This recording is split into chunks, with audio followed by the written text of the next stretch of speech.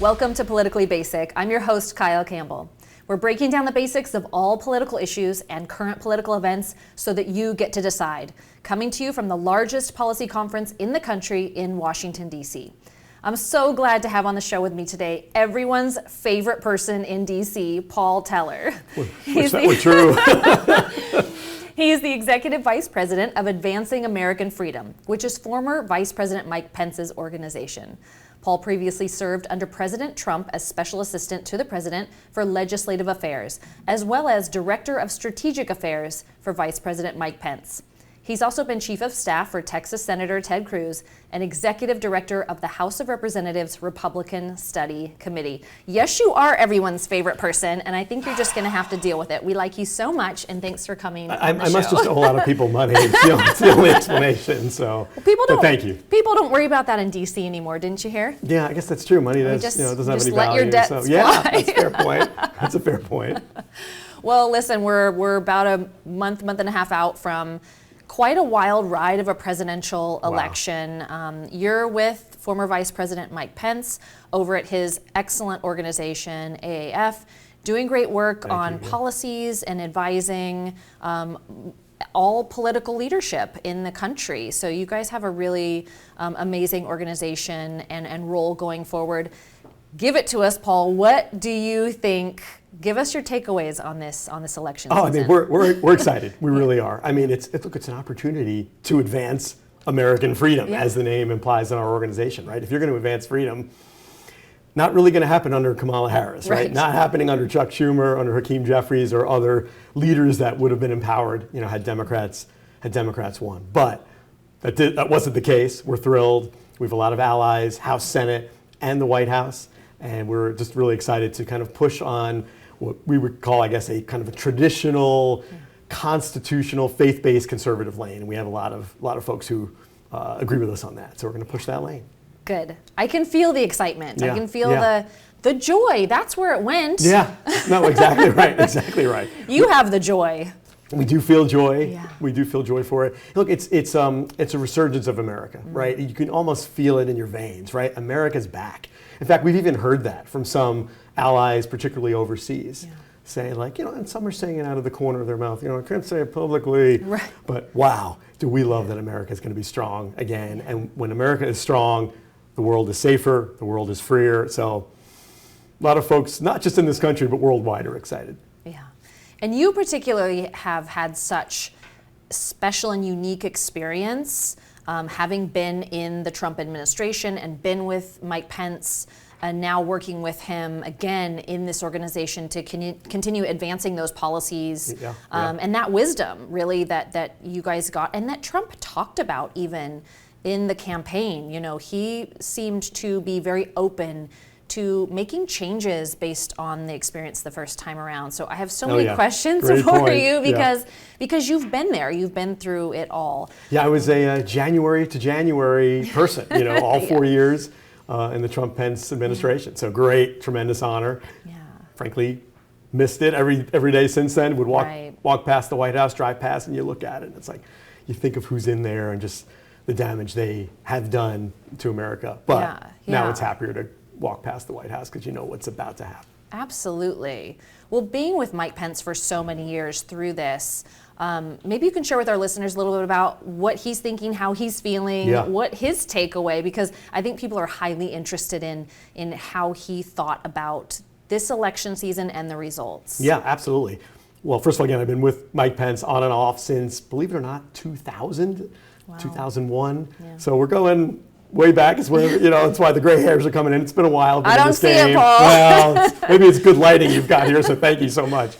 But so worked with him, in the House again, obviously as when he was vice president, and now in this kind of post-White House capacity. What he would say is he's just so thrilled that America voted overwhelmingly against the policies and the ideals of the left, and he's excited to be part of that and help be a leader, an advancer of that cause. In other words, he doesn't just see himself as a former this, former that. He obviously is technically, but he's much more looking forward and saying, I want to be an advocate going forward. I want to stay in the fight. I want to advance existing causes and new ones that we come up with. So it's an exciting time, and he knows America voted for this. We have a true mandate, not just in terms of the Electoral College at the presidential level, so many key states, House and Senate, and just up and down the electoral map. So it's really great.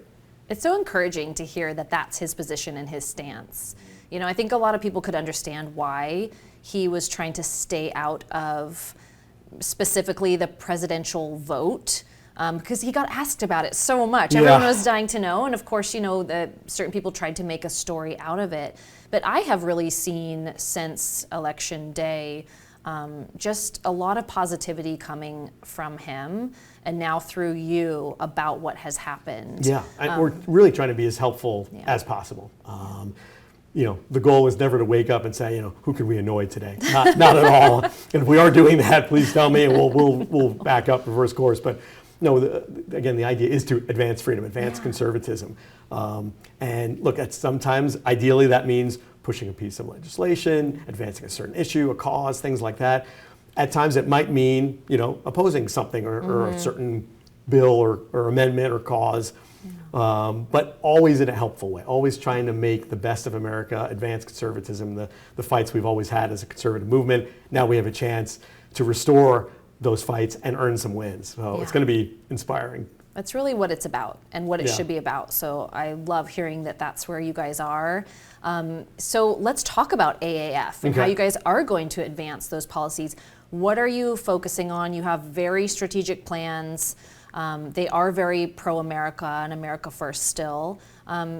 Share with my listeners, what are you focused on right now? What is your top priority? Yeah, no, absolutely. We are, I would say, you know, the best way to answer that question is to say that we are focused on everything, if that makes any sense. Sure. Now, what I mean by that is we're a generalist organization, and we have a combination of long-term planning, but also kind of quick reaction. We want to be that organization because we're just, whatever it is, a half a mile or so from Capitol Hill, half a mile or so from the White House, right in between. We can quickly respond as things pop up in Washington, you know, when an issue comes up that maybe you couldn't necessarily have predicted. But we're also doing long-term planning and having sustained campaigns. One perfect example is extending and expanding the Trump-Pence tax cuts, the TCJA, as we know it in Washington, which stands for the Tax Cuts and Jobs Act. And not everybody realizes that a good chunk of that law expires in 2025. The provisions for individuals and small businesses will go away. And so, to put it in English, if Congress does nothing, which, let's face it, Congress excels at doing nothing, but if Congress does nothing, that means most people's taxes, individuals and small businesses, will go up at the end of 2025. So we need to stop that. So we have an ongoing campaign to not only amplify that, to say we've got to extend it, and also expand it, meaning are there other tax cuts that we can implement to further economic growth? Perfect example, maybe an additional corporate tax cut to further encourage investment into the United States, to further discourage American companies from leaving, seeking a better tax haven somewhere else. Do you think people misunderstand that when they hear corporate tax cut, and you just explained it, it drives growth and trickles down to benefit everyone who's in the workforce. But do you think that when people hear corporate tax cut, they think, oh, well, Trump, being a billionaire, is just going to, you know, cut taxes for the wealthiest and owners of these corporations? Well, and to be honest, that's part of what you're talking about, is part of why we started early with our ongoing campaign and why it will continue all through 2025, because some of the messaging could be a little bit tricky, no question, but also, unfortunately, we are running into some headwinds, even from some on the right, Republicans in Congress, some of them, who are worried about an additional tax cut, that it sounds bad. We want to give tax relief to businesses. Isn't that bad? Aren't they woke and all the DEI stuff? And yes, we hate that stuff and we're working against it. But the notion of further tax relief for American businesses just means more investment in America, more jobs in America, more things that are made here, like President Trump has talked about. Fewer things are made abroad. Fewer businesses are incented to leave and go elsewhere to seek a better location. So that's how we see it. That's how we would hopefully frame it and message it that way. Yeah. So tax cuts, we think probably top of the agenda is going to be maybe doing something along our southern border. Right. Maybe turning the spigot down or off. Absolutely. But let's talk international conflicts Okay, too. yes. And again, something that AAF and Vice President Pence has weighed in on a lot. Ukraine. Yeah. There are, of course, a lot of discussions happening about what's going to happen in Israel with the Hamas conflict there, and movement already occurring because those countries have become aware of the fact that President Trump is going back in office. And to Pence's credit, when he was with Trump, I mean, they were so strong in this arena that just by the sheer fact of Trump winning this election, there has been movement globally as a reaction to that. Isn't that amazing? It's tremendous. Like nothing I've ever seen in any election, but I know that it's not completely new, but it's been very powerful and fast. Yeah. I mean, think about it. We are still weeks away from, the swearing in of, the 47th president, Donald J. Trump. And here we have, Hamas saying, need a ceasefire, or the Houthis saying, we were kind of just kidding when we were attacking American ships. I mean, just you see the fear in the international community, the enemies in the international community. I think we're going to see more of that. I think you could see more hostages released before President Trump gets inaugurated, which would be a blessing. And I think we just are going to see the resurgence of American strength, which again, I think will embolden our allies, weaken our adversaries. And that's just what we need to advance freedom around the globe. So yeah, really look forward to that. I'm really interested in your thoughts on Ukraine, because I think this is the murkiest for people in understanding how this one's going to wrap up. What do you guys think is the best way forward to bring that to peaceful conclusion, and what do you think is going to actually happen? It's a great question, right? I guess we don't necessarily truly know because you're dealing with Vladimir Putin, not exactly the most predictable actor on the world stage, but even he has already said, we should look for a solution, an end to this. I mean, wow, that's fascinating. So what I would imagine that President Trump will do based on, some of his comments is try to negotiate an end to that war quickly, because I think no one wants an escalation.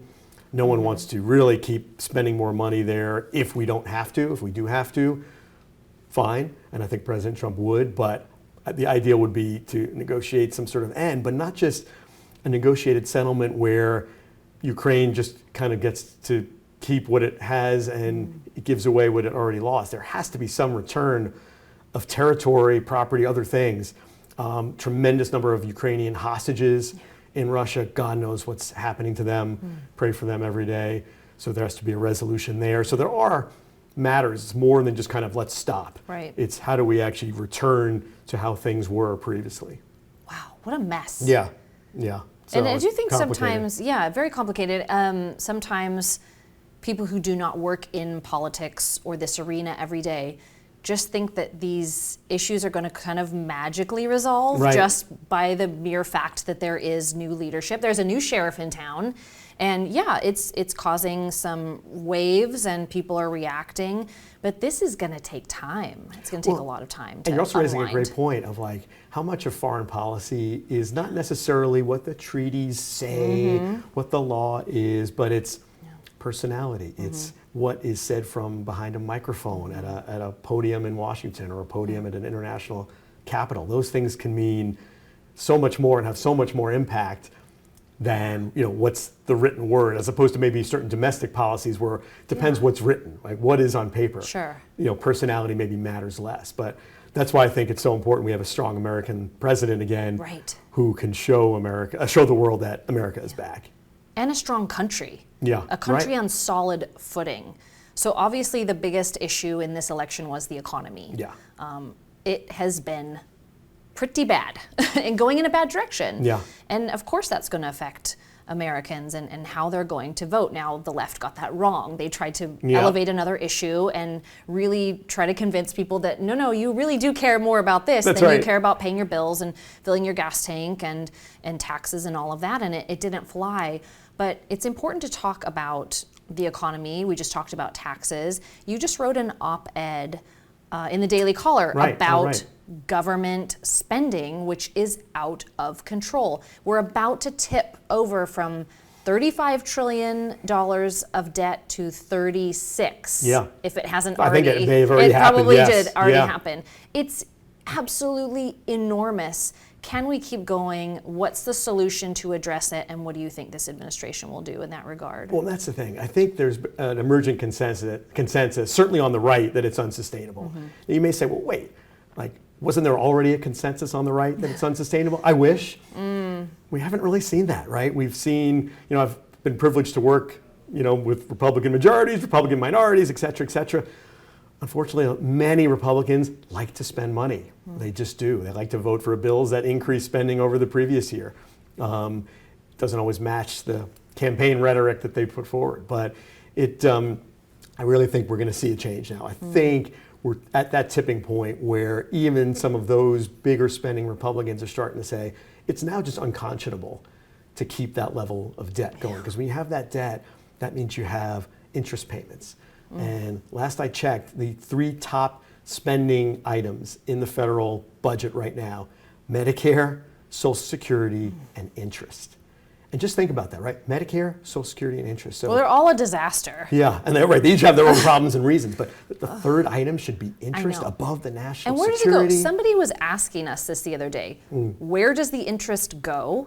And does the federal government have to pay it? I mean, what Yeah. happens there? I know that's a pretty general question. But Yeah, I mean, frankly, the simple answer is just to anyone who has loaned Sure. the federal government money. Bond holders and other people who basically said, sure, I'll loan the federal government money now so it could overspend now, and you'll pay me back in the future with interest. And so that future from the past is now.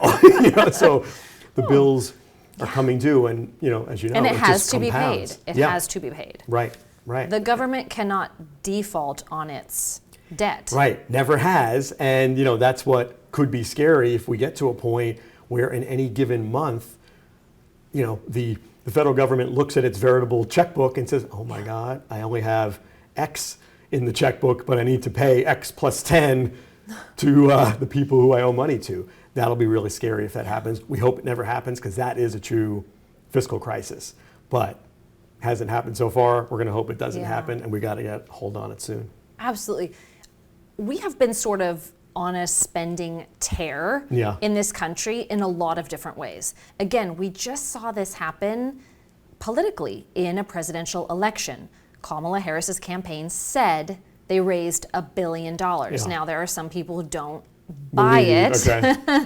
And some people do, because if you look historically at the numbers, the totals raised, $1 billion isn't that much more than had been raised previously. But you were with Ted Cruz formerly, and he and Colin Allred just spent the most money of any Senate candidates in the country on that race, $77 million each on that race. Yeah, one state. So we are spending, we're gushing dollars in every aspect. What did you think about that, Ted? I mean, obviously, race? first of all, so proud of him. Great honor to have worked for him. Was his chief of staff in the Senate office while he was running for president in 2015, 2016. Incredible honor, and just a great experience. I do love that maybe not all, but many of the polls had the race so much tighter than it wound up being. I think he wound up winning by over 1 million votes. Wow. Which is just an incredible victory for him. Now, frankly, I'd love an after action on some of these pollsters. Why did you have the race so close? And I'd love to know what that reason was, right? Was there distortion because maybe illegal immigrants were answering the polls but weren't actually voting? You know what I mean? Where does such a large discrepancy come from? Not sure, but super proud of him. Great to have him back. He'll be the Senate Commerce Committee chairman. That's a great win, not only for Texas, of course, but frankly for the conservative movement. To have Ted Cruz in that critical committee spot in the Senate, we should all be super excited for that. Yeah, I'm glad you're saying that, because for people who don't know, for people who don't live in Texas or don't know him that well as a senator or a candidate, understanding why he is so valuable is really helpful. So it's helpful to hear from you, what Texas was spared had it gone the other way, especially with everything that state is dealing with.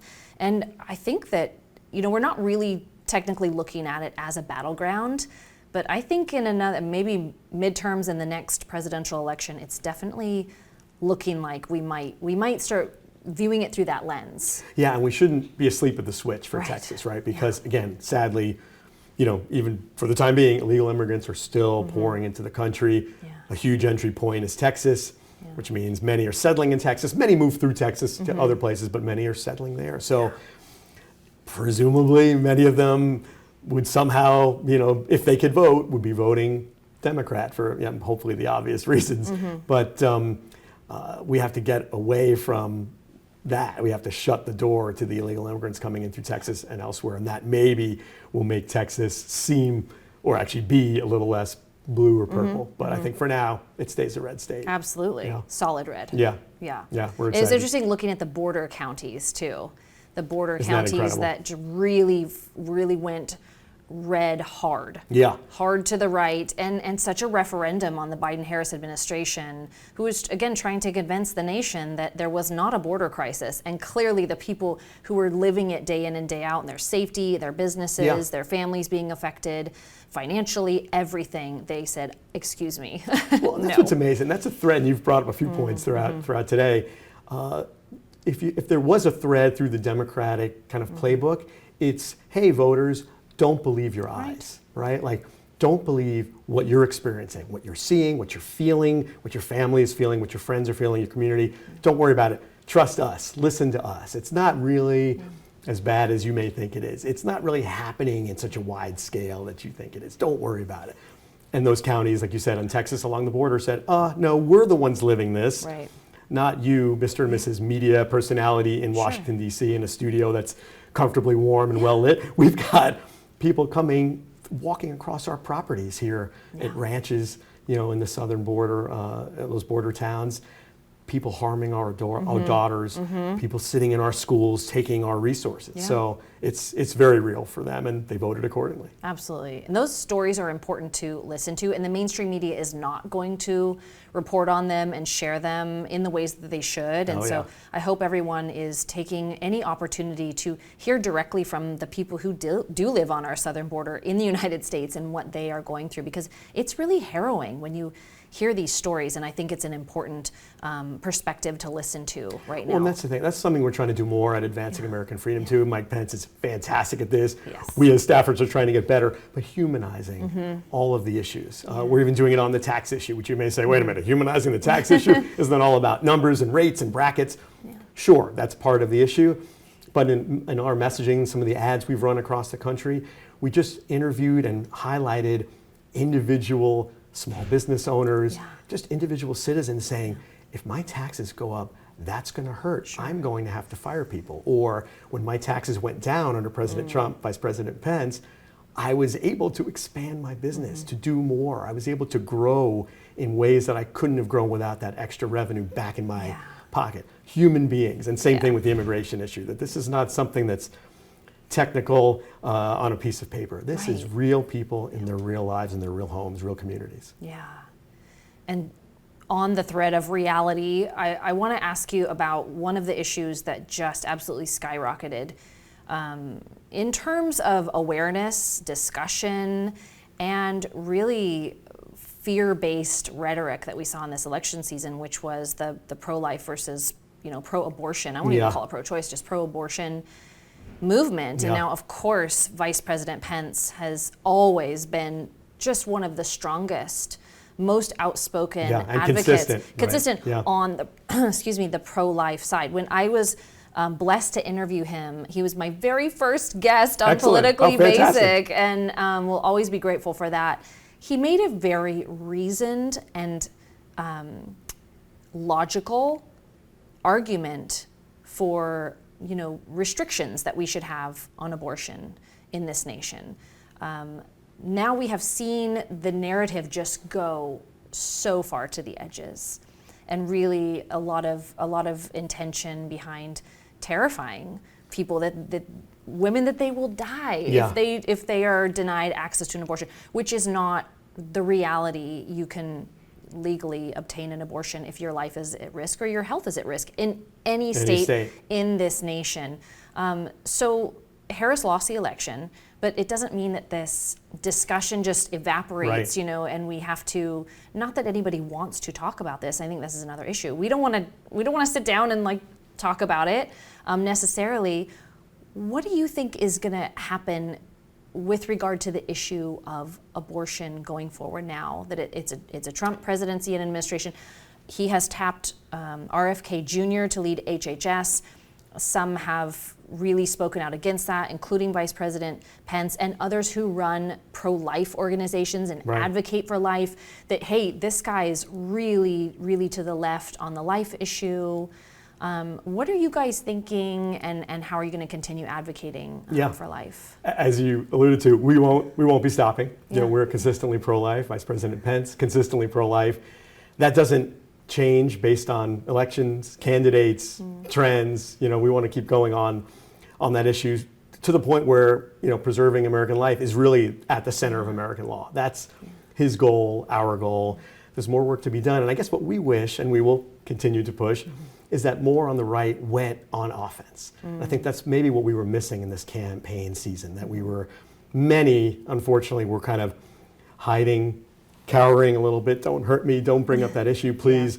Whereas we have plenty to go on offense about. Perfect example. And this is a real interstate issue, right? Some people are saying abortion's not an interstate federal issue. Well, but how about the abortion pill that is being maybe produced in one state, mailed into another state, so crossing state lines, using the interstate mail system. So we're crossing state lines, federal issue, interstate, and using the mail system, federal issue, interstate. Also that women could do these, do-it-yourself at-home abortions, which are so dangerous. Yeah. They have their own kind of psychological damage that they bring upon. And we should go on the offense and how terrible that. And for any other procedure that involved, we won't get too gross here, but blood, etc. Sure. That has to be with a doctor's care. And the notion that could just be in your own bathroom at home with no one around, we have a lot to say, right? And I think that we have a moral standing to say that is not right. We should work against that, and other elements in the abortion issue that we can go on offense on. Well, we look forward to hearing from AAF on those issues, and especially that one. Paul, what would you say to the American people now? We're past the election. We're getting the second Trump administration. Yeah. He has his crew of millennial, Right. I don't know, what did Steve Bannon call them? The four horsemen of the apocalyptic revolution or something? He is bringing in a very different group into leadership, and he's not knocking. He's going to kick down some doors, and you guys have always been just so reasoned and creating solid policy and offering a very, just really stable way forward for this country. What would you say to people as we enter this new era that will give them hope and direction during this time? No, I appreciate the question, because I think the answer lies in a slogan that the Trump campaign used at the very end there, dream big again, right? And that's kind of how we feel. Dream big, think big thoughts, because I think we no longer have to just kind of dance around the margins in Washington, D.C. or the state houses or anywhere else policy is made. We can dream big, because President Trump and many of those around him are up for big ideas, for big actions.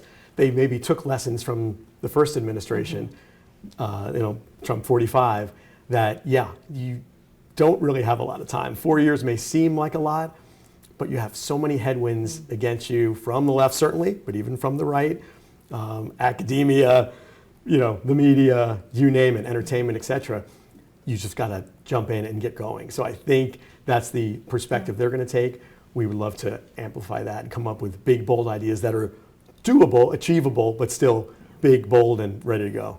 That's very inspirational. Yeah, I'm glad that you're touching on that. Yeah. While I have you for one more minute, Okay. I want to ask you a little bit of a fun question, Okay. because you've been behind the scenes, right?